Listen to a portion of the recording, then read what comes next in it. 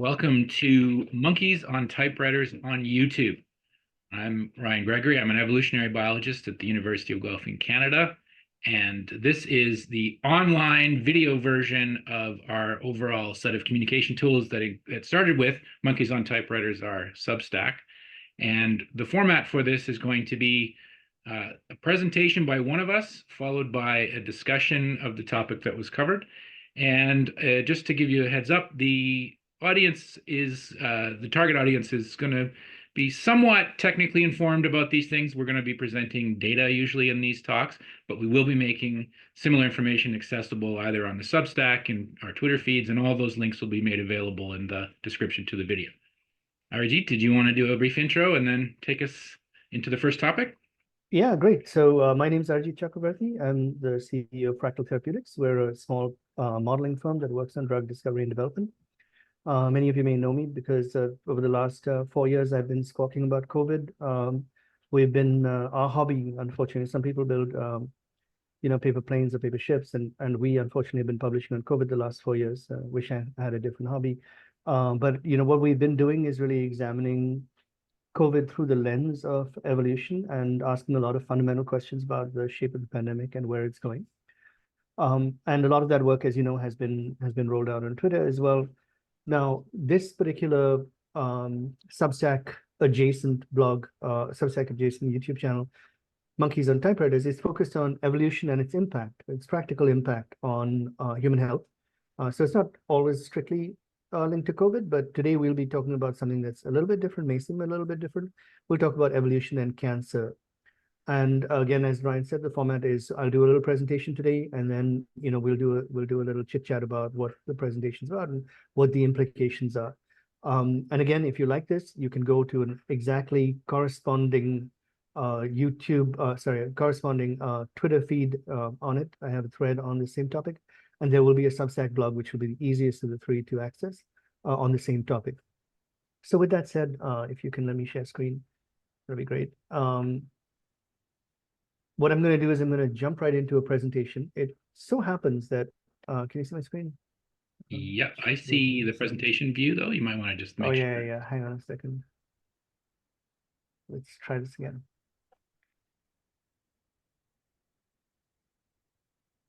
Yeah, there we go. Okay. Yeah, so this presentation actually, as it so happens, is a presentation that I gave as a plenary talk at the AACR Tumor Metastasis Conference about 10 years ago. And again, so it's classically a scientific presentation. It's a technical presentation, but we will talk about it in sort of real terms and make it very much something that's not necessarily abstract, but very much practically related to things that we care about in our day-to-day lives. So with that, I'm going to launch in. And as we get started, I'm going to show you some slides of a deck of cards. And I want you to look at the deck carefully, Ryan, and see what you see.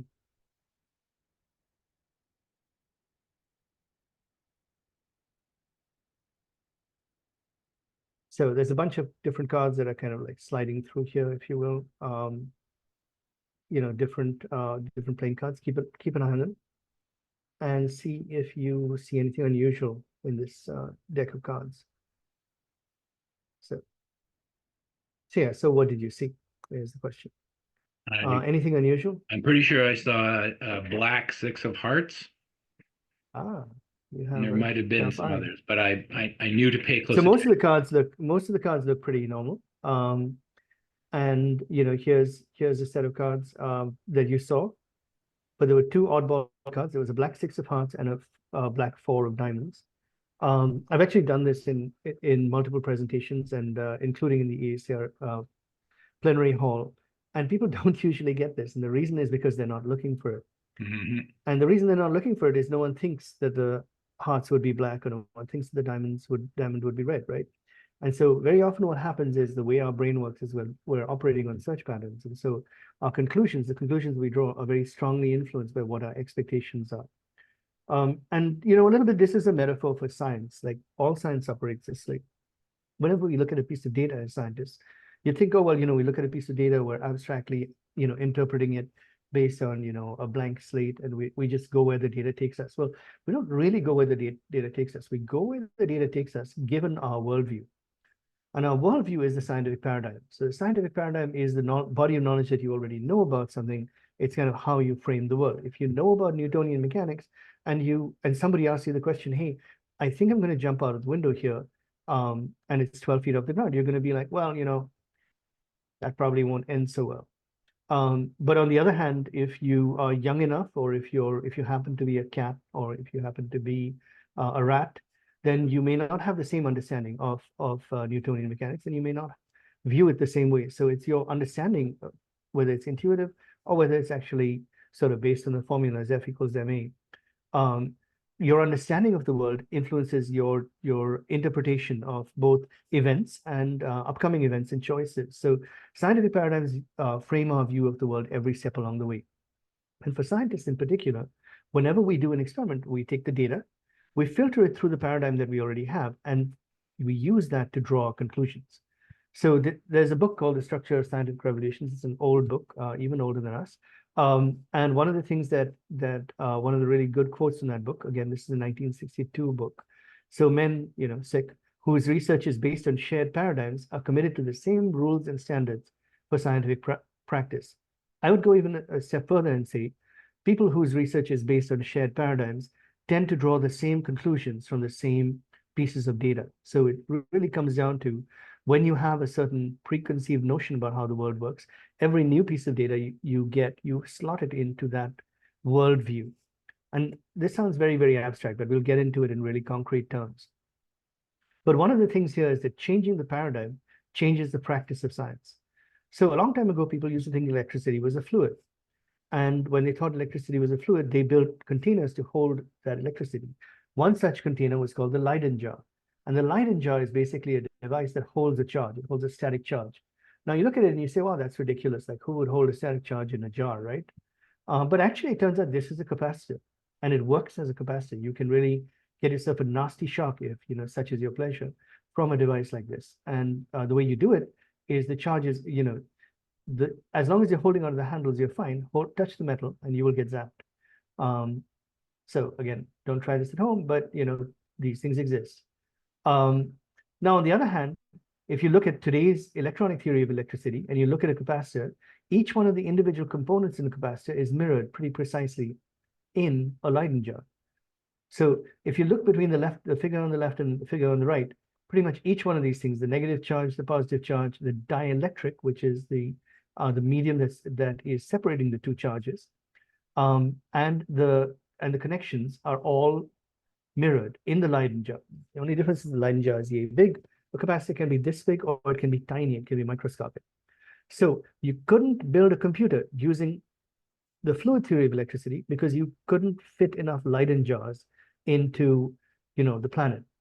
But on the other hand, understanding that, even a broken clock is right twice a day, just from the strict standpoint of, can you build something to hold an electric charge based on the fluid theory? Yes, you can.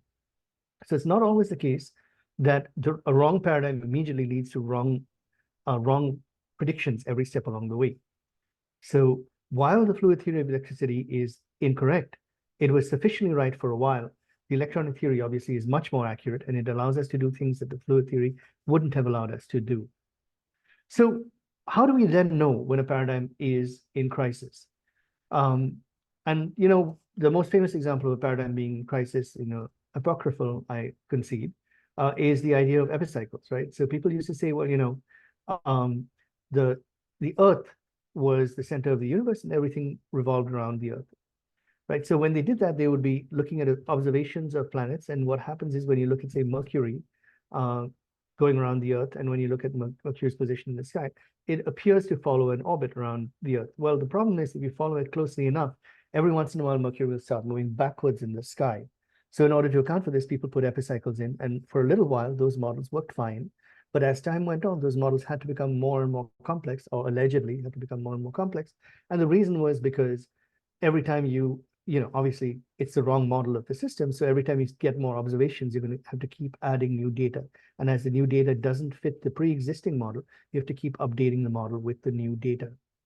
So the epicycles became more and more complex over time. And so in other words, this is a great sort of metaphor for the problem, which is that when you have epicycles and you get new data, then the new data doesn't necessarily always fit with your original model. So you have to update the model. And in fact, by the way, I mentioned that the blog that we're running is based on the pandemic. And so we will talk about epicycles, and you can use epicycles as a metaphor in communication as well. And I think the point is that when you have epicycles, you know you have a problem. And important problems remain unsolved. Other paradigms offer competing explanations, and the paradigm just keeps getting more and more complex and more vague.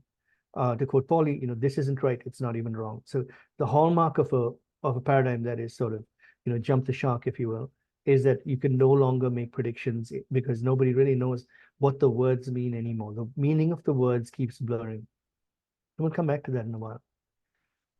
In retrospect, it's very easy to see when a paradigm is wrong, right? So like these are some examples of paradigms that used to exist, and legit paradigms in the scientific community 100, 200 years ago, or more, in fact. And these paradigms, when you look at these things, how does light travel? Or what is fire? Or how do epidemics spread? These things look silly. Light doesn't really require a matrix for its propagation. We know that it passes through a vacuum. Fire doesn't release a substance. Fire actually is oxidation. So when you burn things, they end up heavier than before they were burned. That's how they figured out that paradigm was wrong, by the way. There's no such thing as phlogiston.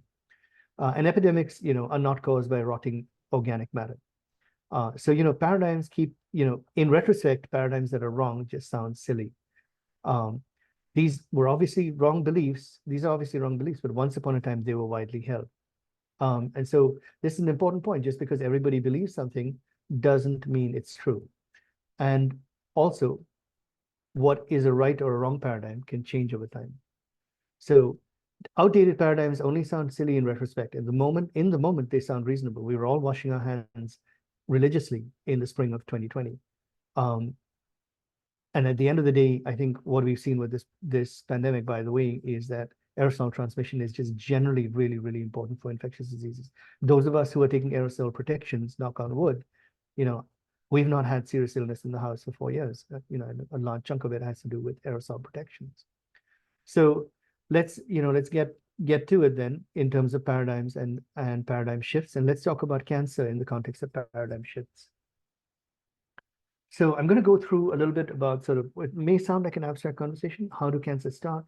What exactly goes on in cancer, and what is it that drives cancer? And again, it may sound a little abstract, but this is to illustrate also the concept of paradigm shifts and why paradigm shifts are often can be transformative in a field. So there are many different hallmarks of cancer, right? You have sort of different papers out there, particularly this one infamous paper called the Hallmarks of Paper, which was Hallmarks of Cancer, which is a review paper that lists, library science, all of these different things that are different between cancer cells and normal cells. And it's sort of epistemologically very confusing because, yes, it's true all these things happen, but which ones are causal? What's driving it? You don't really know. Can't all be driving it. And, if you read this, Hanahan and Weinberg, they had a set of hallmarks in 2003 or 2002 when this came out, and everybody kind of like glommed onto it. And then they came back to it, 20 years later and updated it, and they had even more hallmarks. So I think they started with 5 and now they're up to, I think, 12. And I'm sure after a few years, they'll add a few more epicycles onto this. But every couple of years, more stuff happens and they keep adding more hallmarks. But hallmarks are not good enough, right? Hallmarks don't really tell you much. They don't tell you what is changing, what is the underlying factor that is causal. And if you don't have a handle on causality, then you don't have a handle on treatments. You don't have a handle on assessing risk. You almost don't have a handle on anything. If what it really comes down to is that we want to make sure that, avoiding immune destruction is the main thing, then yes, you should put all your money on, lay your bets on immune therapies, right? Which is what a lot of companies have been doing. And, that's gone about sort of 50-50 really, because yes, while it's true that immune therapies for cancer have been helpful for certain indications, they've not for others. They've not made progress. On the other hand, if you thought it was oncogenes, then you'd do something different. So depending on what it is that you think is causal, you'll make very different choices when you're actually focusing on cancer as a problem to be solved. So with that in mind, let's talk about this, right? So we've heard about oncogene addiction, right? And the question is that what's driving cancers? Is cancer being driven by cancer stem cells? Some people say, well, it's not really oncogenes, it's stem cells. And for a number of years back then, this was a really trendy thing. Everyone was talking about cancer stem cells. In industry, we had programs that were focused on eliminating cancer stem cells, whole slew, whole rafts of projects that were aimed at this. That didn't go so well either. We've had people say cancer is a metabolic disease, right? Every once in a while you'll get, some crank on YouTube like us, talking about cancer as a metabolic disease, and they'll kind of like tell you about what supplements you should take to treat your cancer, unlike us. And at the end of the day, these things are all great. You can tell a good story with cancer because there's so many changes, there's so much stuff that's different. But the question of whether or not it's causal comes down to when you set up a program to target that particular hypothesis and you try to do a therapeutic program, those programs may or may not succeed. For me, I've spent 20 years in biotech and pharma, a large chunk of that working on oncology. I was a discovery project lead for 7 programs. And every one of these hypotheses, I have seen drug programs go up for and come down again and hit the wall. I was personally responsible for 5 different oncogene addiction programs. This stuff doesn't work so well when you try to get drug programs going against it. And so over the years, I sort of soured on these different paradigms. My own, if you think of all these as religions, you'll always find people who ascribe, who ascribe to these religions. My own religion personally is Darwinian evolution. And what that is basically a process of somatic evolution within tumors that is driven by certain processes that make it more easy. And we'll talk about that in a little more detail. So when it comes to the oncogene addiction paradigm, many people still think of cancer in this way. You've heard these things said before. They're sort of a little bit cliched. Cancer is not one disease. It's many different diseases. If if you're in 60 Minutes watching a show about cancer, you'll hear somebody say this. And the idea is that, every genetically defined cancer is driven by a different oncogenic mutation. All you have to do is find the mutation and you'll cure the cancer. And so it's kind of like this, right? You have a viable normal cell, something changes in it, you get a little mutation, and then you get a drug, you get a purple pill if you have this mutation, you get a green pill if you have that mutation, and boom, your tumors go away. This was a very, very attractive vision. Everyone was very excited about this 20 years ago. But just because the vision's excited doesn't mean it's real, right? I mean, I want fusion-based personal transportation devices yesterday, but I don't see one sitting in my yard right now. It's a very attractive vision, but it hasn't become real. And people kind of lost track of that a little bit. They were like, but this is a really compelling vision. We have to give people something to believe in. Yeah, you do, but you also have to give people something to believe in that works. And that's where this fell short. And so over the years, when people started programs, what they found and what I found as well as a discovery project lead, when we would do cell biology experiments, what we would find is that we'd have a nifty little pathway diagram from a Nature Reviews article, and we'd go out there and we'd try the experiment, and the cell line would refuse to die even after its addictive oncogene had been switched off. Then we'd go back and we'd find some other pathway had been switched on. And this would go on forever. And sometimes you'd have situations where you'd run 10 different xenograft models, mouse tumor models, and some would respond and some wouldn't, even though the paradigm said that all 10 were overexpressing the oncogene, so all 10 of them should respond. An anecdote from my days in the industry, one of my colleagues did this. He ran 10 different xenograft models with his team. And on the x-axis, they had a graph where they had the degree of oncogene expression, and on the y-axis, they had tumor efficacy. And it was a shotgun blast. And so, I stuck my hand up and I was like, well, I guess that disproved the hypothesis then. And his response was, no, the ones on the diagonal are the ones for which the hypothesis is correct. And the ones off the diagonal are things where models where something else is happening. Now, of course, you could do that with any shotgun blast graph of 2 variables, right? It doesn't, I mean, any shotgun blast of, does X cause Y? You can say, well, X causes Y along the diagonal, but not anywhere else. And no, X doesn't cause Y. So this is sort of the epistemological problem, which is that the paradigm kept blurring over the years. So when it first came out, it was just very clear cut. You have oncogene addiction, it's a 2-hit hypothesis. You have a silver bullet, you're going to get the Achilles heel, which was a popular concept back then. And the idea was you just, push a button and the cancer goes away. And over time, this paradigm blurred because then people were like, well, it's not really oncogenic addiction. Maybe it's oncogenic shock. People came up with other names, other terminologies, and for a while it was kind of hard to keep up with all these different names. They would just keep changing every 6 months, and every new paper would come along and say, well, this is an alternative sort of facet of the oncogene addiction hypothesis. And again, in the end, you couldn't pin it down. It was like nailing jelly to a tree. And if you read papers, there are still people who believe in the oncogene addiction paradigm, but they've layered so much additional stuff onto it that it's very unwieldy as a hypothesis. It's very unwieldy as a paradigm. And they keep using special pleading. They keep bringing up different aspects of it, and they're like, well, in this context, then there's context switching of oncogenes, oncogenic switching, and if you had a hypothesis, if you had a paradigm, and you said it's the paradigm on the left, and it didn't work out, then it didn't work out. It doesn't only, you can't engage in special pleading and say it only works the points on the diagonal. So a much cleaner format, a much cleaner way to do this is to look at a paradigm that does explain every single piece of it. And it's cleaner in the sense, it's epistemologically cleaner because it explains everything that we're seeing. And that paradigm is the evolutionary paradigm of cancer. So in the evolutionary paradigm of cancer, cancer is one disease. It's not many different diseases, but it's the process of somatic Darwinian evolution within tissues. So once you get the ball rolling for evolution, and that happens, there are certain triggers which we'll talk about. But once you get that ball rolling, then the cancer cells start shuffling their genomes repeatedly. And as they're shuffling their genomes, they accumulate mutations stochastically. So every individual tumor is undergoing its own sort of, if you will, its own life history. And every individual tumor accumulates its own profile of mutations by this logic. So it's a unique natural history in each patient. It's a unique natural history in each tumor of each patient. And essentially what happens is, starting from the patient's original somatic genomic complement, what ends up happening is you end up seeing a wide degree of variation within the cancer, because every single tumor is now off doing its own thing.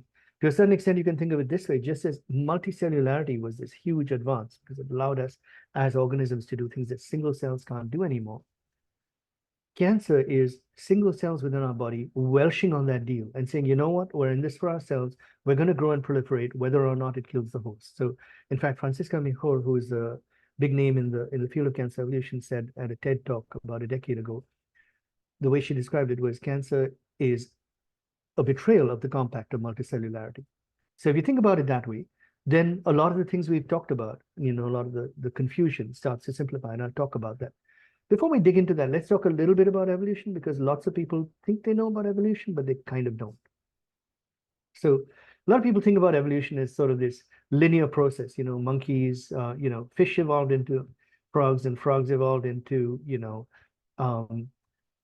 reptiles, and reptiles evolved into birds, and so on and so forth. And so you'll often see these very linear diagrams, and actually evolution doesn't really work like that. Evolution is a stochastic process. It happens on a tree, and on an ever broadening tree, and there's lots of dead ends, and there's a lot of randomness plays a huge role. I'm teaching you about evolution, Ryan, pay attention. So here's what it comes down to, right? There's a couple of elements that evolution has, and they're sort of really required in order for it to work. It's a shuffling process and a selection process. And if you think of it like a card game, evolution has a few elements, right? Heritable variation, selective pressure, and differential fitness. What that means is you have to have some way of generating variation that is heritable from one generation to the next. You have to have some progeny winning and some progeny losing. So in other words, some of the progeny have to die. This is why whenever everyone gets excited about the human population will evolve, for example, to be fine with COVID, it's like, yeah, all right, is that the game you want to play? Because that's going to need a lot of reproductive age people dying. That's the only way evolution works. You have to get them out of the gene pool.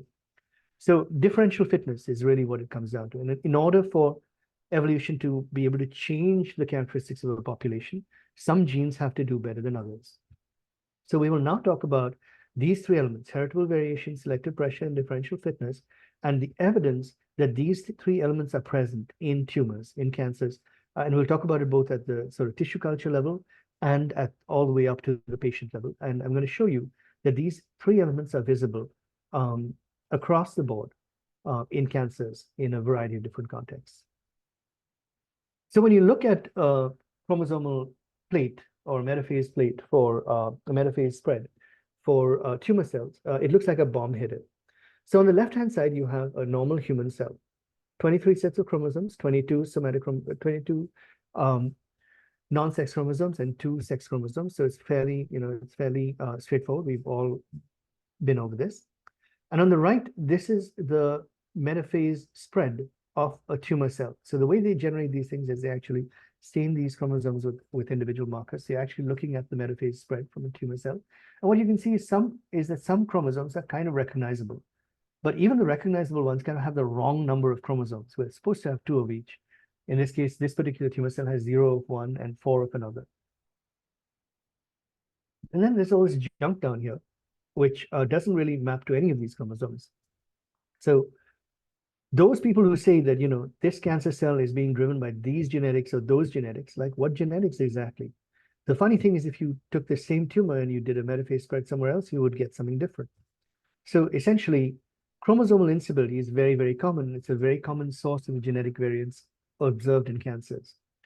When people have looked at cancer, this is colorectal cancer specifically, they quantified how many cancers have, how many tumors have chromosomal instability. They found the vast majority of them have chromosomal instability. A subset of them have no chromosome. A subset of tumors have no chromosomal instability in colorectal cancer. And this subset has something different. It's called, microsatellite instability. These particular tumors in colorectal cancer specifically gain and lose sections within the same chromosome, microsatellite instability. So in other words, pretty much all of these tumors were genomically unstable. This ironically is a paper by with Vogelstein as the last author. Vogelstein is well known as being this guy. Kinsler and Vogelstein are very well known as being folks who put forward the mutation-driven progression of cancer, that you first accumulate this mutation and that, then you accumulate that mutation. And kind of like a funny thing, but they published this paper, it got a lot of attention, and the penny didn't drop in their heads that that's actually inconsistent with the sequential mutation-driven progression of cancers, because it is. So it turns out that you see this in tissue culture cells as well. It's not just in patient tumors. So here you see a bunch of different clones isolated and grown on soft agar from the same original cell line. So these are literally on a soft agar plate. These are literally dots. A soft agar plate is sort of a surface on which you can grow bacteria, as in the picture behind your head, Ryan. You can also grow cancer cells on them. And on a soft agar plate, if you let them grow out separately, you get separate clones. What people did is they took those clones and they did a metaphase spread, just as we talked about previously, where they look at cells that are in the process of cell division and stain them. And this is what they found. They found that the number of chromosomes in each of these particular clones varied widely. In fact, when they sequenced cells, they would sequence about 25 to 30 of these each time. And what they found was that the modal chromosomal number, which should have been 23 pairs, which is 46, was all over the place. And not only were they all over the place, but there was a distribution, and sometimes a very wide distribution of chromosome numbers for individual cells in each of those clones. So that means every cell in those clones is different, which is kind of remarkable if you think about it. It means there's a lot of forgetfulness happening at each cell division. And that's actually been shown. This is a paper from my graduate advisor's lab, where what they did was they stained individual cells, cancer cells, at the process of metaphase, and they were looking at what happens. So the red lines here are microtubules. That's the scaffolding on which the mitotic spindle assembles, and also that's the scaffolding that's used to drive the division. The green dots are kinetochores, which is the point at which the microtubule is connected to the chromosome, and the blue fuzzy stuff is the DNA, and that's DAPI staining. So what you can see over here is when cells divide, you should really have both of these clouds of DAPI, both of these plates, kind of at the ends over here, because those are the spindle poles. So this is late anaphase, and you shouldn't really be seeing any genetic material in between the two poles. But in fact, you do. These things are called lagging chromosomes at anaphase. And what happens is very often these things will get stuck. They'll get left behind when the cell pinches off and cuts right here. And as it does that during cytokinesis, in fact, sometimes these things get caught in between, which is called a telomeric bridge. And very often what happens is that you end up with something called micronuclei. So this kind of segregation leads to both chromosomal fragmentation, and also the wrong numbers of chromosomes. If it makes its way further into one side than the other, you could end up with one cell with, instead of 23 pairs, one cell with a little more than 23 pairs, the other cell with a little less than 23 pairs. And that's how gain and loss happens. And so someone in my advisor's lab got tasked with counting, hundreds of cells, lucky her, and counting how many of these had Langham chromosomes in anaphase for a wide range of different cell lines. And what she found was that across the board, cell lines had varying numbers of divisions with lagging chromosomes. So, in other words, cancer cells have notoriously inaccurate divisions from one division to the next.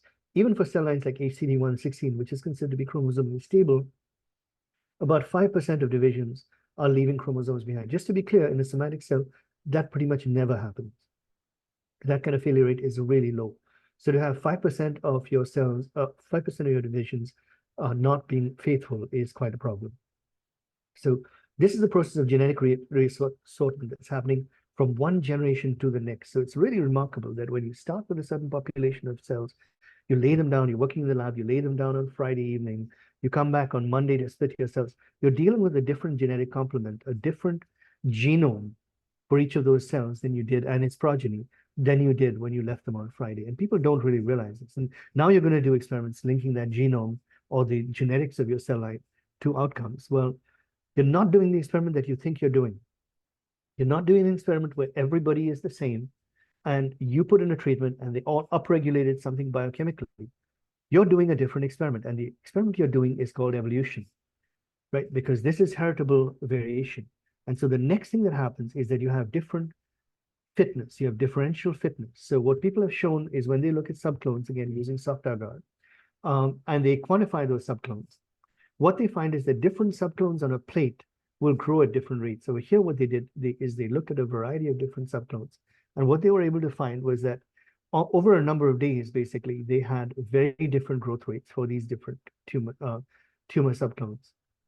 And if you look on the left-hand side, these are the copy numbers for genetic markers that they were using. And what they found was, sure enough, not only were these clones growing at different rates, but you guessed it, they also had different chromosome numbers. So again, heritable variation in DNA on the left, and on the right, differential fitness. So in fact, people have shown with live cell microscopy, they've shown this in a very elegant way. I'm not going to go into the details, but this is a paper for those of you who are into this sort of thing. What they did was they took live cell video microscopy in a setup where they were looking at different clones over time. And then they did mathematical modeling to show that simulations had different rates of division in these different cell types, in these different clones.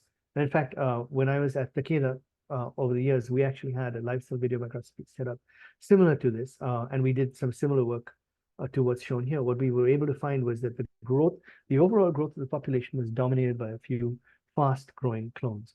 So if you looked at the total population of cells, it was mostly coming from a handful of them in there.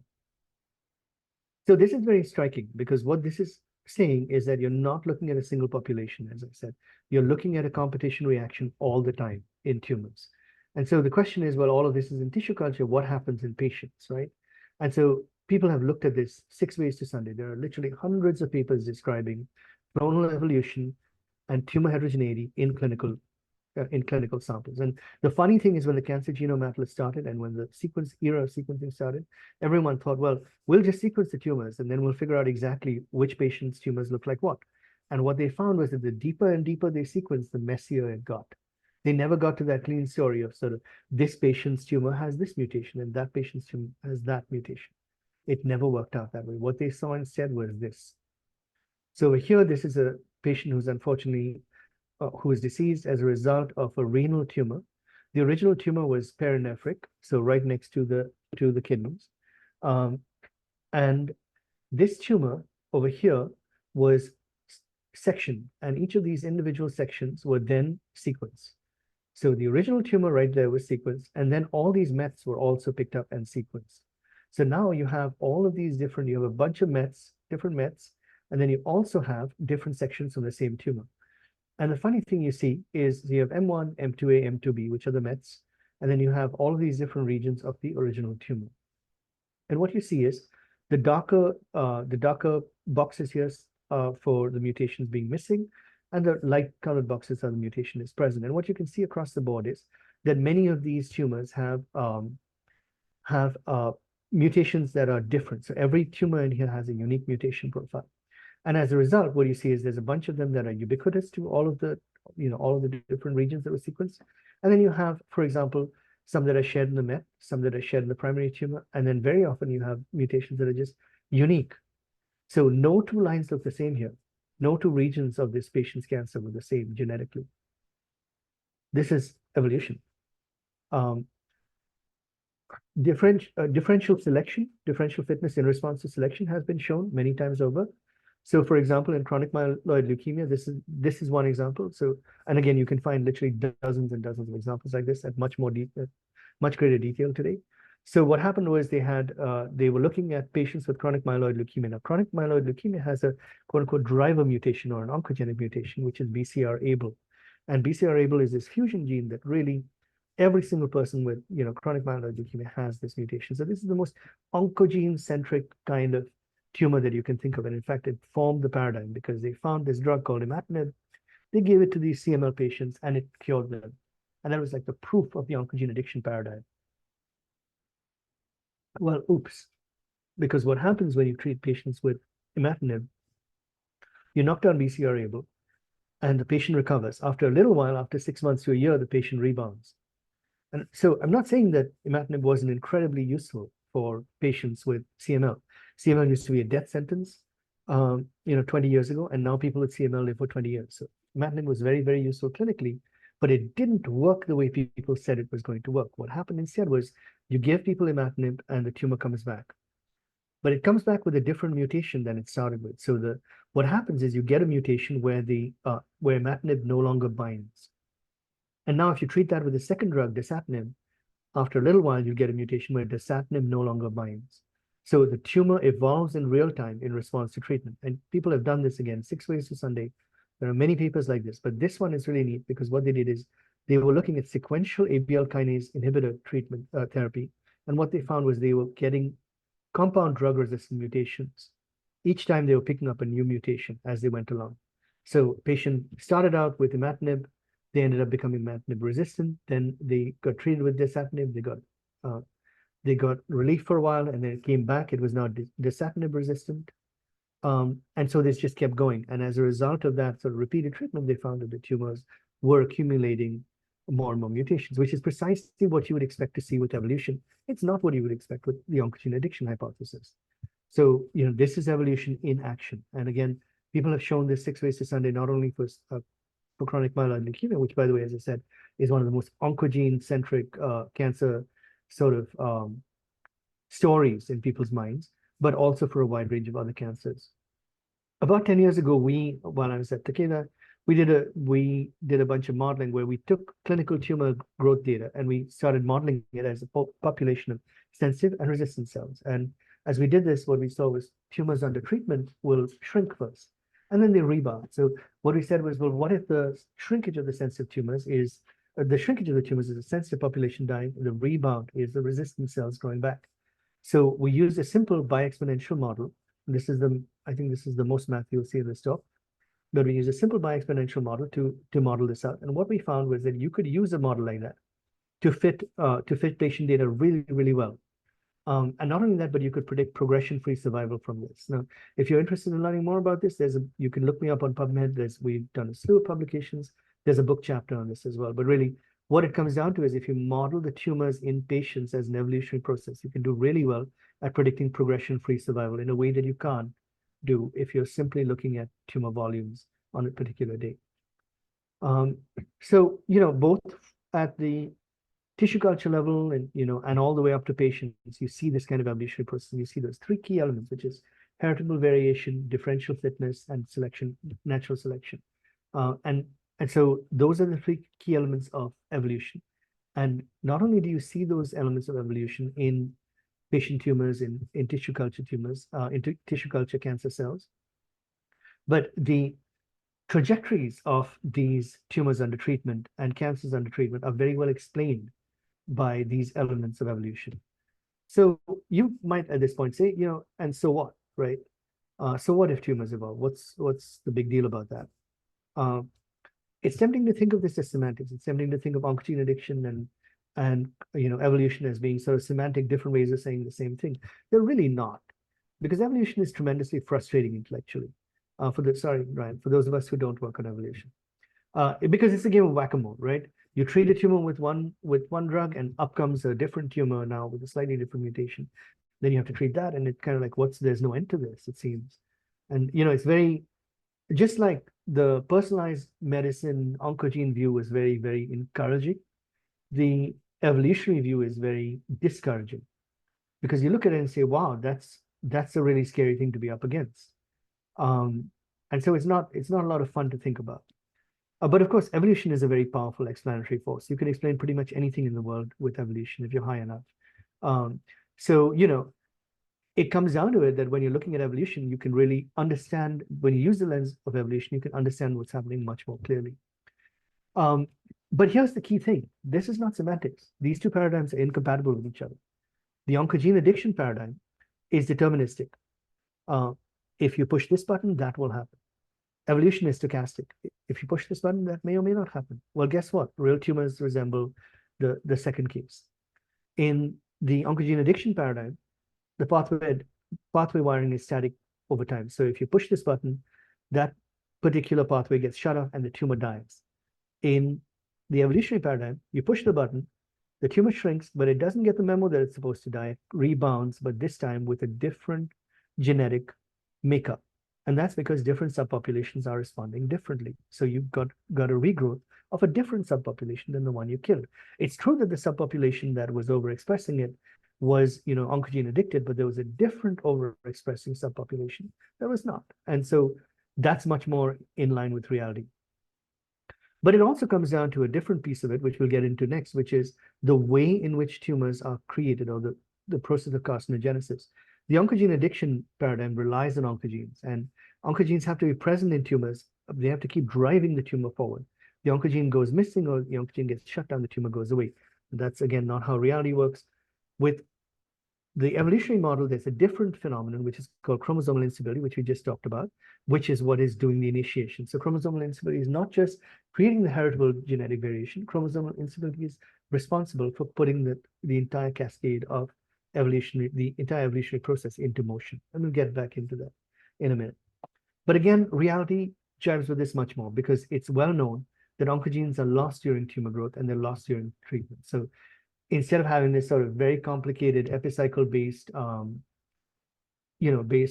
explanatory framework, epistemological framework for that you need in the oncogene model, you would predict that oncogenes would be lost in the SYN model. All of this gratuitous complexity goes away with a single stroke of the pen if you are looking at it from an evolutionary standpoint. On the left-hand side, if you were to look at this diagram and think evolution, then you don't need all this additional, silly, like made-up terminology. It all goes away. You don't need any of this. You don't need reversible resistance, addiction, switching. It's all the same. It's just the sensitive subclone died and the resistant subclone regrew. No more epicycles. So with that being said, if you think about it from the standpoint of chromosomal instability, the entire metaphor that you use has to be a little bit different. So in the oncogenic paradigm, and we all know this from high school, the oncogene is the accelerator, the tumor suppressor is the brakes. Chromosomal instability is a bit different. It's like having a car parked on a hill and you have a handbrake. You release the handbrake, which is to say you put chromosomal instability into motion with these different steps, which we'll discuss, which is unrepaired DNA double-strand breaks, defects in checkpoints, and that gets chromosome misaggregation going, and the car starts rolling down the hill. So chromosomal instability is really sort of a one-hit process, or a two-hit process, as the case may be, because you first need the initiation of the instability with DNA double-strand breaks, and then you need the second change, which is the loss of the braking capacity of the handbrake, which is the tumor suppressors. And then the car starts rolling down the hill. Restoring tumor suppression function won't restore normal behavior to those cells. So it just starts rolling down the hill. So the evolutionary paradigm is hit and run. Even though it is still two hit, it's hit and run. Whereas the oncogenic paradigm is not hit and run. You need the oncogene to be present all along. So let's talk a little bit at a higher level about how chromosomal instability is initiated. And so there's many different triggers, but most of the time what's happening is you have unrepaired DNA double-strand breaks that would normally trigger the DNA damage response checkpoint. If your DNA damage response checkpoint is suppressed, then the cells will proceed through. And that creates aneuploidy or ongoing chromosomal instability. So micronucleus formation is both a cause of and a contributor to chromosomal instability. When you have two cells that are dividing, we talked about lagging chromosomes, we talked about anaphase bridges. At some point, you can end up with micronuclia, which is small fragments of DNA stuck in one or the other daughter cell. And those are a giveaway. Those are a hallmark of chromosomal instability. They're often used as a biomarker of chromosomal instability. And in fact, the micronucleus assay is used to assess genotoxic compounds. So if a compound is positive by the micronucleus assay, you don't want to be ingesting large quantities of it. All of the carcinogens that we know of, pretty much all of them, or a very large number of them, are micronucleus assay positive. And so what it comes down to is there's a variety of different ways you can get to genomic instability. The most common one is through DNA double-strand breaks. It's not the only one. You can have defects in the spindle assembly checkpoint, which is the checkpoint that holds chromosomes together at the metaphase plate before division. That will cause genomic instability. You can have defects in kinetochore assembly or defects in mitotic assembly. Even anti-mitotic drugs like Taxol and taxanes and other drugs such as mitotic checkpoint inhibitors cause chromosomal instability. I personally have worked on a good number of those programs during my time in industry. Funnily enough, you can get chromosomal instability from things that you wouldn't think cause chromosomal instability. For example, certain oncogenic targets, PI3 kinase. If you look at PI3 kinase treating drugs in the clinic, you see chromosomal instability. So chromosomal instability is very, very common in cancer cells, and interestingly, it's caused by oncogenes, it's caused by carcinogens, it's caused by treatments that treat oncogenes and carcinogens, such as I said, taxanes, and it's also caused by carcinogenic viruses. So pretty much whenever you're dealing with cancer, you're dealing with chromosomal instability. There's a small subset of cancers that are microsatellite unstable. If you leave those out of the discussion, and frankly, they're all genomically unstable still, chromosomal instability is very central to the whole process. And while there's a variety of different ways to get to it, it always comes down to you had some kind of unrepaired DNA lesion, and that unrepaired DNA lesion or unrepaired chromosomal lesion or spindle defect led to division in the presence of that spindle defect. So now, in order for this to happen, you also have to have the cells being able to survive. Now, there are checkpoints such as the spindle assembly checkpoint, DNA damage checkpoints, both in G1 and in G2, that are supposed to deal with these things. But many of these checkpoints are actually very leaky. I've spent a chunk of my life doing video microscopy, looking at cancer cells when they're treated with different kinds of drugs, and you'd be surprised at how many cancer cells make it through a checkpoint arrest. Usually, they'll hang out for 4 hours, 6 hours, 8 hours, and then they get bored and they move on. Now, in some settings, unrepaired DNA damage puts in motion things like cellular senescence, which is a stable and permanent growth arrest. But what happens in response to a particular insult, a genomic insult, is very much cell line dependent and time dependent. So the same drug, for example, taxanes, the same drugs that cause chromosomal instability in one cell line and continued cell division in one cell line in a different cell line will cause a stable long-term arrest. And so depending on the genetic background of the individual cell, when you introduce DNA damage or you introduce mitotic defect, what happens next can be quite variable. Your mileage will vary. And when you look at these things with video microscopy, you see all kinds of things going on. And I'll share some of those in the blog post when I put that together. This is really quite fascinating. There's a wide variety of different things that happen. And so what it comes down to is that when chromosomal instability is initiated, you are putting in place a process of shuffling and reshuffling. And from that point onwards, the cancer cells become much more tolerant to gain and loss of chromosomes. And it turns out that tolerance of gain and loss of chromosomes is the key piece of cancer development as well. So micronuclei are caused by and contribute to chromosome missegregation. Here are some examples of that. You're actually seeing this cell in live cell video microscopy. It's dissolving its nuclear membrane, going into this is early anaphase, prometaphase. Then it goes into metaphase right here, and then this is early anaphase right here. Cells are dividing, and you can begin to see that one of the chromosomes isn't where it's supposed to be. It ends up in this daughter cell. and a micronucleus forms around it. So that's how micronuclei form. And you can see over here that chromosomes missegregated into micronuclei. Once the missegregation process starts, it creates more missegregation going forward. So if you have a micronucleated cell, you're going to get way more segregation errors in subsequent divisions. And there's a really good reason for that. It has to do with the fact that you need an even number of chromosomes to get balanced forces at the mitotic spindle.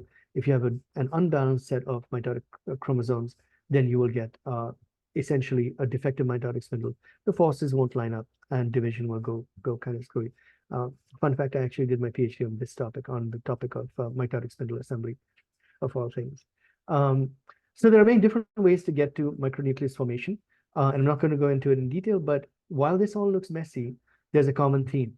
You either have DNA damage that leads to mitotic defects, or you have mitotic defects directly, and that's sufficient to get chromosomal instability going, because the intermediate is you have missegregated chromosomes. Or in some cases, of course, you have some slightly different things like broken chromosomes as well can do this. But in general, DNA damage either leads to mitotic defects, or DNA damage itself leads to chromosomal instability. Mitotic defects, whether or not they arose as a result of DNA damage, can lead to chromosomal instability. Now, obviously, chromosomal instability is bad news for organisms. So they've developed a wide range of different surveillance techniques to catch these. One of them is called the C-gas sting response. And the C-gas sting response essentially is an innate inflammatory response that kicks in response to chromosome missegregation. It was thought that it kicks in response to micronuclei. It turns out it may not kick in response to that exactly. It kicks in response to that intermediate form, what you saw, the chromatin bridges that happen during cell division. But regardless of the actual trigger, it doesn't matter. The point is, once you have missegregated chromosomes, C-gas sting usually will kick in, and this is an inflammatory response. So it happens in the body, not in tissue culture. And what happens is essentially from that point onwards, you get the immune system shows up, the innate immune system shows up and deals with that cell. So once the inflammatory cytokines are released by the cell, then essentially it promotes tumor clearance, or promotes the clearance of these cells. Now, C-gas sting surveillance, it turns out, is relevant for both viral replication and carcinogenesis, not surprisingly, because you get a lot of DNA breaks when viruses are replicating. That's kind of a natural part of their process. And so you see it across the board in a variety of different settings. It's a very important pathway. People have targeted sting upregulation, and they've made anti-cancer treatments using sting upregulation. I personally have worked on one of those programs. So it's a very relevant program. It's a very relevant pathway for cancer. But again, this is something that happens across the board. Another very relevant pathway is, or set of pathways, the DNA damage response. It's a critical barrier to carcinogenesis, as I mentioned, because those checkpoints are what keep cancer cells from proliferating in the presence of DNA damage. In theory, in practice, those things are leaky, and with the exception of senescence, which is pretty stable at an end state, G1 SRS or G2 arrests or mitotic checkpoint arrests tend to be more delays than full-on arrests. In a subset of cells, they will lead to apoptosis. In other cells, they lead to continued cycling. So it's not as clean as all that. So, but what about oncogenes and tumor suppressors? Where do they fit into all of this? Are those not real? Well, no, they are real. Those are real genes, and the cell cycle effects that those genes have are, well documented, right? I mean, so for example, P16, P21, P53, these are all tumor suppressor genes that are directly involved in regulating checkpoints. So P53 has multiple different roles in G1S and G2 checkpoints across the board, and the spindle checkpoint. P21 similarly has multiple roles. P16 is a major driver of the senescence cascade. So the things we think of as tumor suppressors are actually checkpoint genes across the board, many of them. Some of the other tumor suppressors are actually DNA repair genes. So on the tumor suppressor side, many of the genes that are involved in slowing the cell down or stopping the cell and fixing the problem. And the genes that we call oncogenes, most of these genes actually, if you overexpress them, guess what happens? Chromosomal instability. If you overexpress a gene like RAS in cells, in normal cells, in like non-cancer cells, in one generation, you can get chromosomal instability going. The same is true for MYC. So a lot of the genes that we call oncogenes are really genes whose overexpression or whose hyperactivity leads to chromosomal instability. So it's not that oncogenes and tumor suppressors aren't real. It's just that they're not working in the way that, people thought they worked, 50 years ago, and that's fine. because 50 years ago, we didn't have video microscopy, we didn't have deep sequencing. So paradigms change, new data comes in and paradigms change. That's kind of normal. It's worth pointing out that another piece of this machinery is the immune system, and the immune system plays a really important role in tumor suppression. And it's kind of a little bit off topic from what we're discussing here, but it will come up in the next time we talk about these topics, because the next talk will be about viral carcinogenesis. Now, a lot of the elements you've seen here, we'll revisit in the context of viral carcinogenesis and how viruses cause cancer. So summing up today, today's take home, was in a box. The oncogene addiction model of carcinogenesis and tumor suppression is old, just like your dad's bell-bottom jeans. It's not fashionable anymore. Current thinking supports an evolutionary paradigm for cancer. And cancer initiation and progression in this particular paradigm is the process of unbridled somatic evolution at a cellular level. So it's primarily driven by chromosomal instability or genomic instability. It's a betrayal of the compact of multicellularity.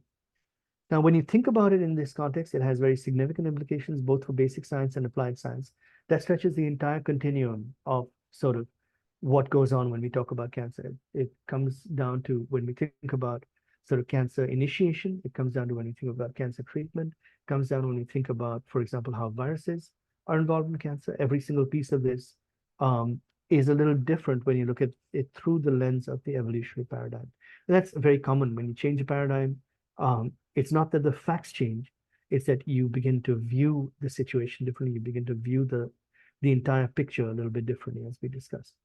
So that's it. And with that, I will take any questions from the audience of one. That would be me.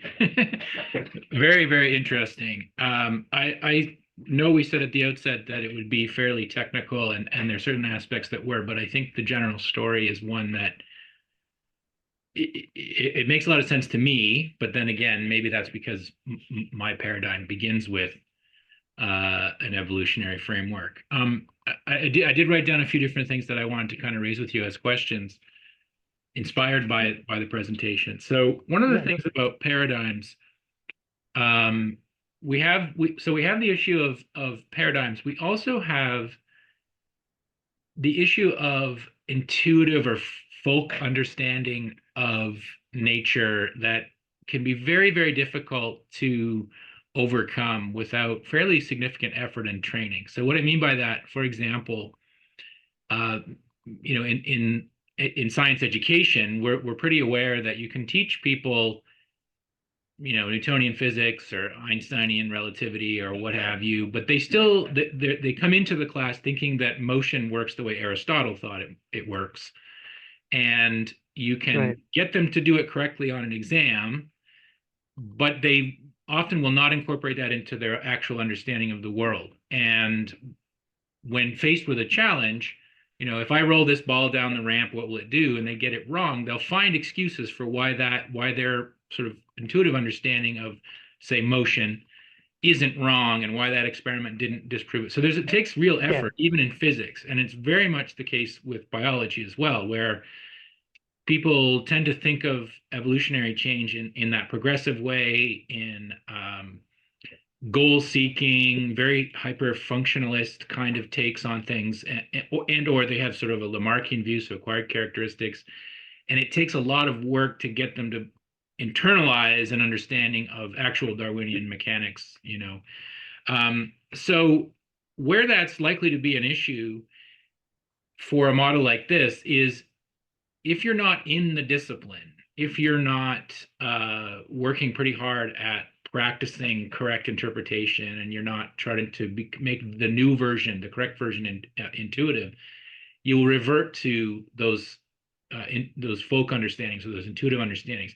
So anybody who's going from a medical genetics background or something other than evolutionary biology, or has not put in the work like you have to get the concepts clear, they may say, okay, I like this evolution idea, but you're going to end up with a very progressionist, functional, heavy, hyper-adaptationist, sort of intuitive understanding of how things work that might not be, practical in the sense of using the concepts.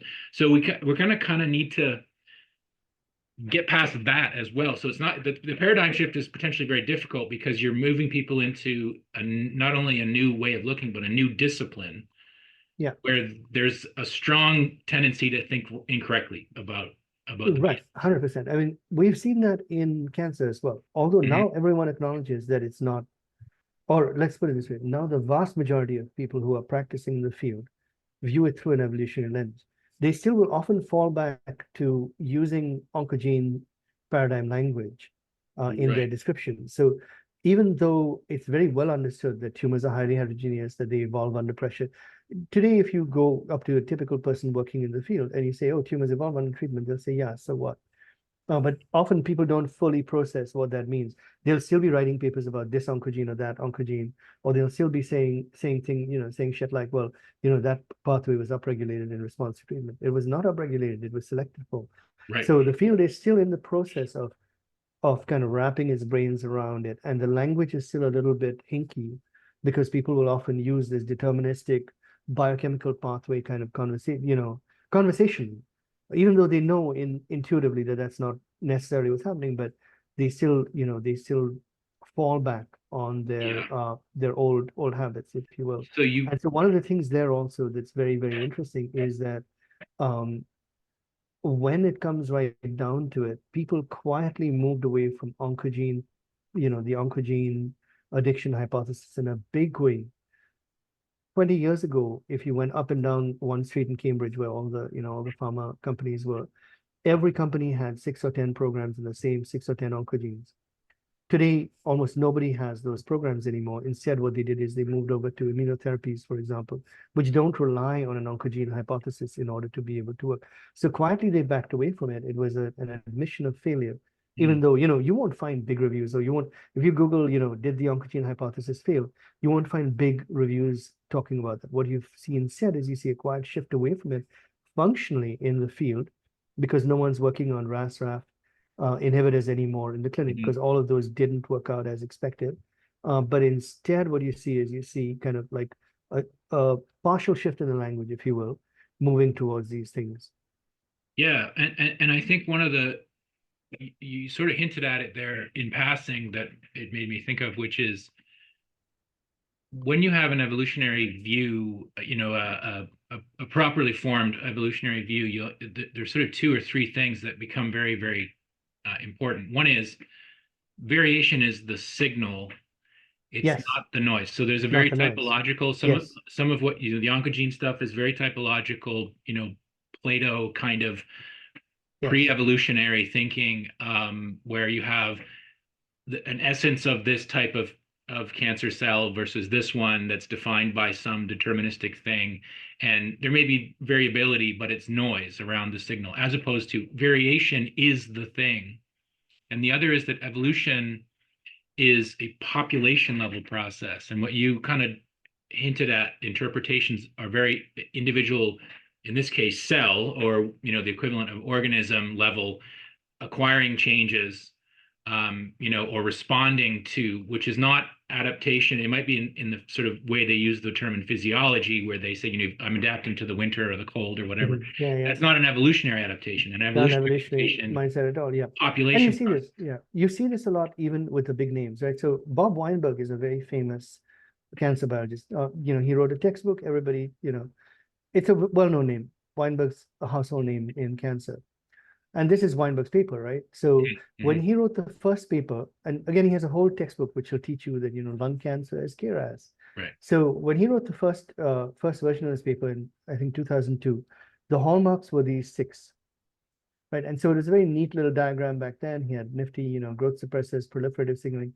You can see that these six are pretty much oncogenically, based on the Mhm. oncogene hypothesis. Now, of course, 20 years of pounding our heads against the wall, none of that panned out. What we've seen is it's been very different, right? So now what does he do? He updates it now, new and better, improved with even more hallmarks, right? So now they have even more hallmarks, which is obviously a hallmark of a good hypothesis, right? Mhm. Mhm. And take a look at what the hallmarks are, right? These are basically things that you would expect from evolution, but they don't come right out and say it. Instead, they're like, well, avoiding immune destruction. Well, how does that happen, dude? It happens through evolution. Right. Uh, genome instability and mutation is kind of like where it should be in the center of this diagram. It's off on this side.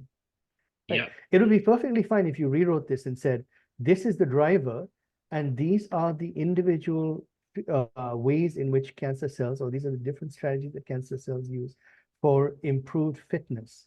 If you said that these 7 things were improved fitness and genome instability was the driver, congratulations, you gotten it exactly right. But Yeah, instead, it's library science. It's like, well, there are all these hallmarks, and also one of them, by the way, is genome instability mutation. I would Right. So agree. Yeah, the source of variation is key, but then also these can be interpreted, all of those things on the outside can be interpreted as an individual cell and its progeny are doing those things, right? So they're avoiding as a immune, strategy, they're evading, for improved as fitness, opposed to it's a population process where, 100%. Yeah. right, it's a frequency of traits changing, and that's a tough thing to get people to fully take on board, I think. Yeah. But it's pretty critical to this. So Yeah. you And hit it's a really very important point. non-controversial. When you look at the actual data, it's not controversial in the slightest bit. We, in my team, and 50 other groups were doing video microscopy, and people have actually, like I showed you that people have traced lineages of individual cells Mhm. under treatment, and they've shown that, look, hey, this one cell survived, and that cell divided, and so on and so forth. So you can actually see evolution happening in real time in a video microscope. When you treat cancer cells, you can see evolution happening in patients the way I showed you with Yep. PCR-able. So it's not in the slightest bit controversial, but people still, I think, epistemologically, right, have a hard time. Some people, I would say, have a hard time abandoning the old hypothesis, and so they kind of pollute the, if you will, they sort of muddy the water by Mhm. using old terminology. And so this is a great example of that, right? So, you have a situation where the water is still being muddied because, new and improved, more hallmarks is not, doesn't really hack it. What should have happened was this should have moved to the center, and then these become strategies for improved fitness at an individual level, or that essentially that these are the different ways in which natural selection can throw up sort of Yeah. strategies of improved fitness. Yeah, and I think that's, I guess I see that, and I in part what it looks like to me is not really using the words of potentially of evolution, um, but still thinking pre-Darwinian about it. Right? 100%. Like Yeah. it, so there's some real education on these are the ways that natural selection actually works, 100%. Yeah. and interpreting it on those lines. So it's, I feel like there's another step to getting people to understand. 100%. So in fact, there are two levels of this is like 3 levels of wrong. Yeah. So it's 3 levels of wrong Yeah. because at a fundamental level, it's still kind of using a lot of oncogenic language, oncogenic thinking, right? At a Mhm. second level, it's talking about this as if it's a deterministic biochemical pathway, that these things will get upregulated, right? Yeah. And at a third level, even if you're thinking about it in terms of evolution, it's very much goal seeking. It's very much almost Lamarckian. 100%. Yep. Is that the cells want to do this? No, they don't want to do this. They'll do whatever they do, and some cells within that population will end up winning. Yeah. But again, when you put it in terms of hallmarks of cancer, so this, and the damaging thing with that is so much money has been wasted, and so many people have wasted so much time. People went after cellular energetics and metabolic diseases. Now, some people made a ton of money. Some companies got sold. I won't name them, but the drugs weren't that much better. This again, huge amounts of money has been spent on this, much more than needed to be spent. About 5 or 8 years ago, um, I was in one of these conferences, I was chairing it, and someone said, "Well, now that immune checkpoint inhibitors have come in, cancer will be a solved problem in 5 years." And I laughed and I was like, "Were you in the field 20 years ago when they said that about angiogenesis? Were you in the field 10 years ago when they said that about oncogenes?" I mean, it's just, yeah. I mean, it's not to say that you can't get clinical benefit from some drugs that target those things. And I would say, in fact, in order to build an effective treatment strategy for cancer, you need drugs that kind of hit each one of these things. But then you need a framework to be able to do combinations empirically, because what you're really doing is fighting evolution. And it's great to have tools that attack these fitness improving strategies of cancer Mhm. cells. But if you don't realize you're fighting evolution, you won't be able to put them together in meaningful ways to give survival benefit to patients. Yeah. What's interesting to me is this is a microcosm for a lot of what happened in the history of biology and evolutionary thinking in general. So there are these sort of transitions in thinking. So from a very typological, a species has the type specimen, and variability is sort of deviations from that, to Right. Yep. thinking about individual level stuff rather than population, multi-generational. Like I haven't those are heard the hard term one. typological before. I haven't heard the term typological before. What era was that trendy in? Oh, I mean, that's Linnaeus, right? Like that's Okay, right, right. I right. mean, Literally, so that's 18th century. yeah. Well, it's basically all of taxonomy, pre-evolution, Wow. Yeah, because yeah, you yeah. have a type specimen, and then that's the reference. You have species specific, very species specific characters. So it's really, a lot of these changes are kind of 1930s, 40s, what they call the modern synthesis and evolution, with the rise of population genetics. Where, Right. I mean, keep in mind, so evolutionary theory, in the basic sense of Darwinian natural selection, long predates any understanding of how heredity Oh, works, 100%. Yeah, yeah, right? So the very yeah. notion of mutation and all of that is, much later. And so, in realizing how those come together, how Mendelian genetics, for example, and Darwinian selection come together in population genetics, there's a few things that had to kind of shift, such as you have to stop thinking about a type and Yeah, variability as being noise. The variation yeah. is the signal, The and you have to variation think is the about signal. Yeah, population level processes, not individual level yeah. processes and stuff. And those are things that will need to be overcome here. So, Yeah. so in fact, I was lucky enough in my years in Takeda to have a little bit of license, if you will, to really go down this rabbit hole. And what we did over a period of years was we literally cracked open textbook after textbook of evolutionary theory, population genetics, and like really went into it. The population genetics, quantitative techniques in evolution and ecology, Mm. and really mapped them one for one into therapeutic context, into treatment context. And yeah, it's a whole rabbit hole. But I think if you that's what's look needed. if you look me up on ResearchGate, or you look me up ResearchGate in particular, there's just a whole slew of posters and papers on this topic, because there's a lot that can be said. And I think in industry especially, we've still only just begun to scratch the surface of this in terms of what can be done or how this could be done better. But yeah, there's a lot more that could have been done and should be done. Because once you realize you're fighting evolution, it's a whole different It's toolbox. very, It's very what you said, different. right? It's a whole Yeah. different toolbox. I actually gave a talk called "The Signal is the Noise," um, talking about how to use evolution to really attack cancer. It's a whole story. I think you've Story got, for another day. yes, but the trend, the shift in thinking that's needed, I guess. And it's not an Yeah, yeah, immediate, yeah. like, you need to accept evolution and then you're done, because you need to also understand evolution. And it's one of those things. I'll Yeah, put some links in the, you mentioned misunderstandings of evolution, and I'll put some links to some papers, open access papers yeah, about natural selection and evolutionary trees and things, which are yeah. all about the common misconceptions. Right. Uh, And the biggest thing is this, which is many people who work in cancer come in from a biochemistry PhD, like I did, or a molecular biology background or genetics background. So we're not trained, really. We're not trained. So simply saying, oh, well, it's evolution. You can have a biochemistry PhD or a molecular biology PhD out there and say, oh, yeah, it's evolution. But you got to read a whole bunch of new textbooks. You got to learn the map, and it's a whole different field. And so we have over the years, we applied evolutionary thinking, for example, to tumor xenograft studies. I've mhm. done tumor xenograft studies in the mouse room, and I've seen some weird stuff. Tumors don't behave the way you want them to. The tumor doesn't just all shrink. What happens is you might have the bulk of the tumor shrinking, and suddenly one nodule starts growing bigger. So the tumor starts looking different over the course of the treatment. You're like, that doesn't make sense. Mhm. So applying evolutionary theory requires more than just, lip service. It requires you to go in, learn the math, learn the theory, and then begin to reframe your questions Yeah. in the context of evolutionary theory. It's a whole process of re-education, which a lot of people honestly don't have the patience for. And I think this is one of the things that people should do better in terms of biology education. I think we're not educating the next generation as well as we could be on this. No, and it's a tough challenge. Believe me, Yeah. having taught evolution to thousands of students, it's not easy.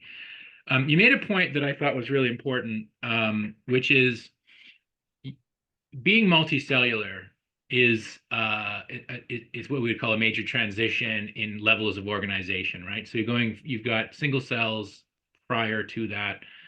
Once you're multicellular, there's another level at which cohesion and function kind of becomes really relevant, i.e., the organism's body, where some cells are not reproductive in an evolutionary sense, right? So you have the germline and somatic line separation, and the default is still essentially cell level, and it takes systems in place to prevent that from happening. And so often, Yes. in an evolutionary sense, we think of cancer as a breakdown of those mechanisms. What's Yes. interesting, though, is the degree to which those mechanisms and how strong. You mentioned, this is where I was going with this, is you mentioned a few times that some of them are leaky. They're imperfect.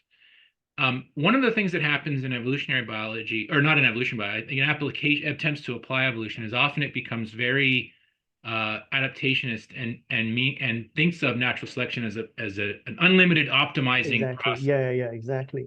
So, gene regulation is extremely precise and all of this. When really, it's is it better than alternatives, right? Like, is it Right. better than Exactly. not and better than what else was around? And usually the things that evolve are very constrained. There's trade-offs. And there's also a need, Right. you also need to know, why did something evolve? So in humans, for example, the environment in which our physiological systems and our mechanisms to prevent these kinds of processes evolved is pretty different from now in at least two really important ways, I think. One of them is exposure to the carcinogens, which are starting this process, is much more extensive now, probably, than it Yes. was, 200,000 years ago. And the other is we live a lot longer, well Right. past Exactly. reproductive age. Past reproductive age. Exactly. Right. And so what that means is there's not a strong evolutionary pressure for maintaining. I mean, there's a whole literature on Yeah, the you hit the nail on the head. Yeah, senescence, right? exactly. Right. So what it comes down to is our systems work well. They give us, on average, if you think about it from the standpoint of cancer, and this goes back all the way, if you look at life expectancy even in Roman times, it's not like, I mean, the Romans lived until 30 or 35. They weren't dying of cancer. That's Yes, cancer exactly was it. known. It was a pretty rare disease. It was a rare disease. They would call it the crab. It was a rare disease. But what was killing Romans was infectious disease. Once you got rid of infectious disease, Exactly. now you had people living past reproductive age. But if you think of it from an evolutionary standpoint, not only is there no selection pressure to allow you to live past your childbearing age, but also there's actually the system works well enough as it is.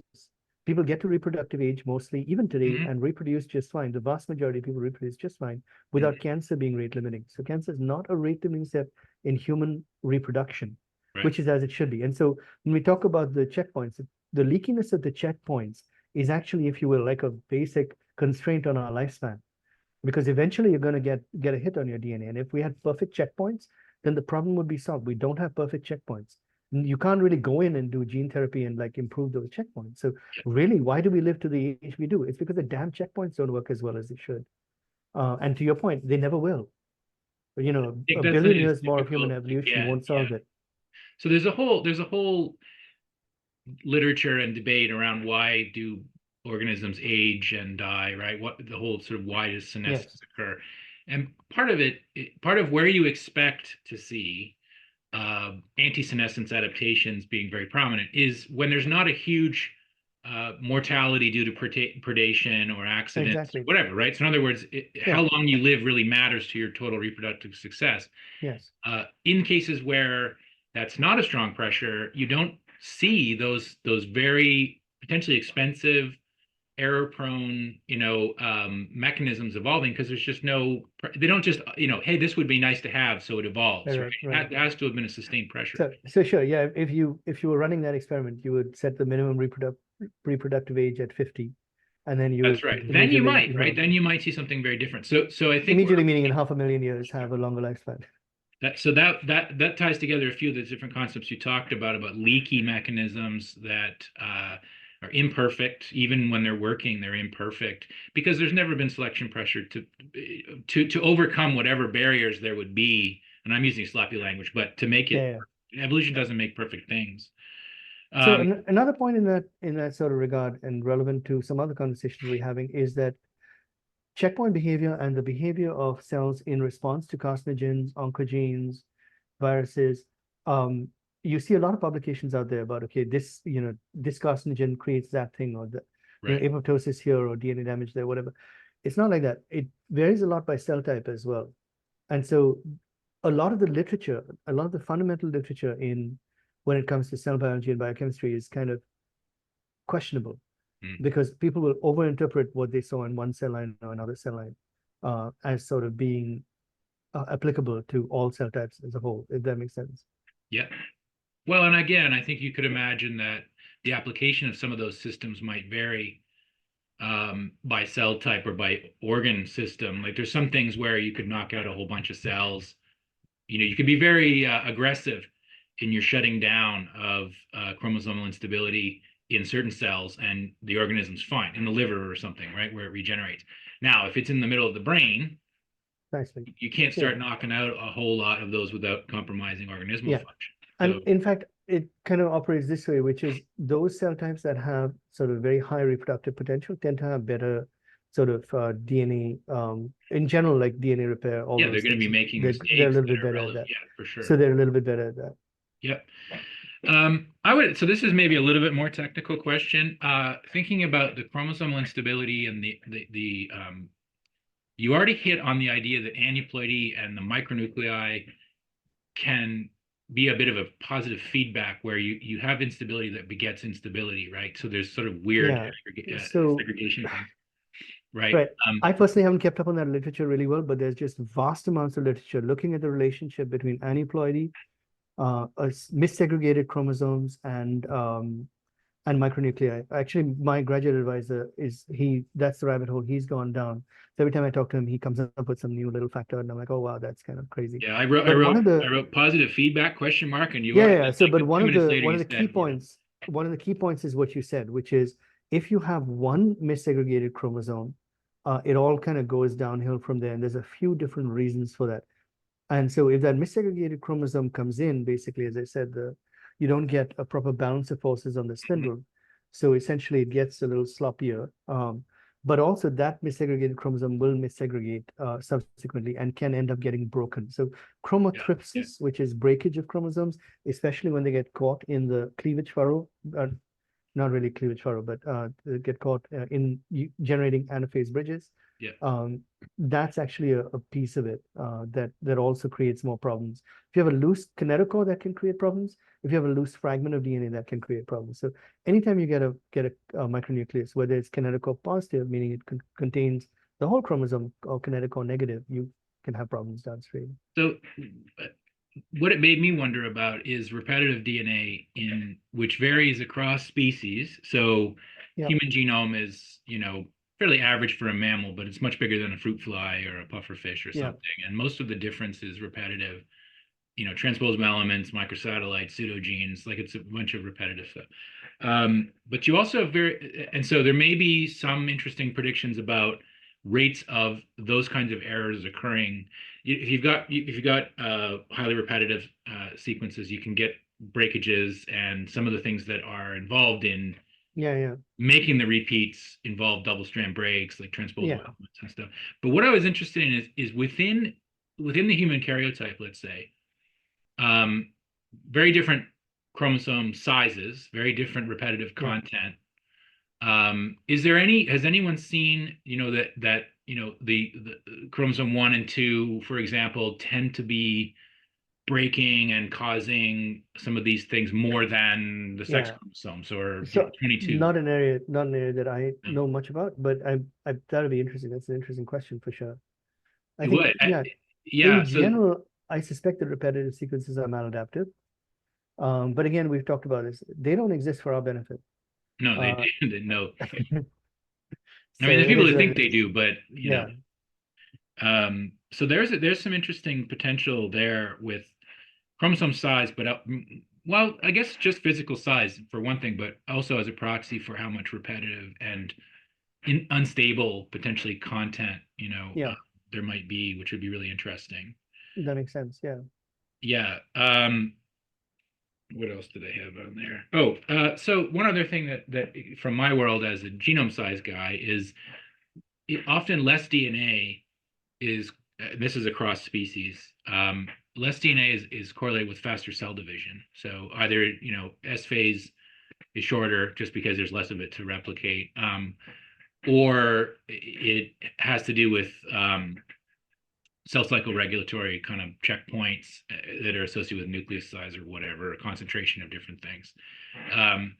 But the one question I have about that is, do you think that DNA loss and aneuploidy that involves a reduction might be something that, so I didn't quite see it on the figures as to whether some of those cell lines that were the fastest were the ones that had lost some DNA rather than ones that had gained. Yeah, I'm not sure. That's a good question. So one of the main, we didn't talk about it much today, but it's not just chromosomal instability, it's also tolerance to aneuploidy. Yeah. So in my presentation, I sort of talked a lot about chromosomal instability and missegregation, right, as being the driver. That's only half the story. It turns out that the main driver of transformation is not so much the instigation of aneuploidy, because if you instigate aneuploidy in a normal cell with its chromosomal sort of complement being normal, now you throw in, one missegregated chromosome. Yeah, you may be okay, because what happens is all the checkpoints kick in.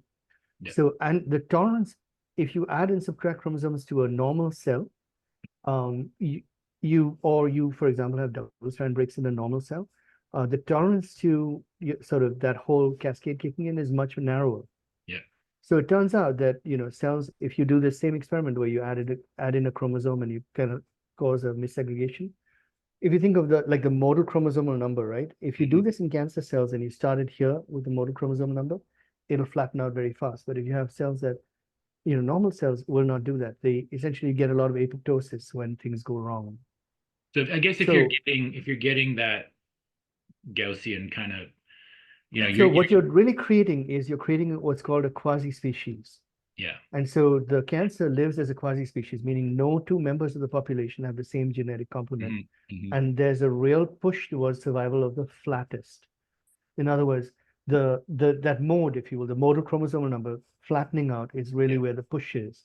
And people have shown this. Actually, this is again my graduate advisor, a bunch of other people as well, who do some really good work. Daniela Cimini, if I remember correctly, has done work on this. And basically what they show is that it's essentially a quasi-species type event, and you get a push towards cancer cells evolving towards tolerating as many additional chromosomes in either direction.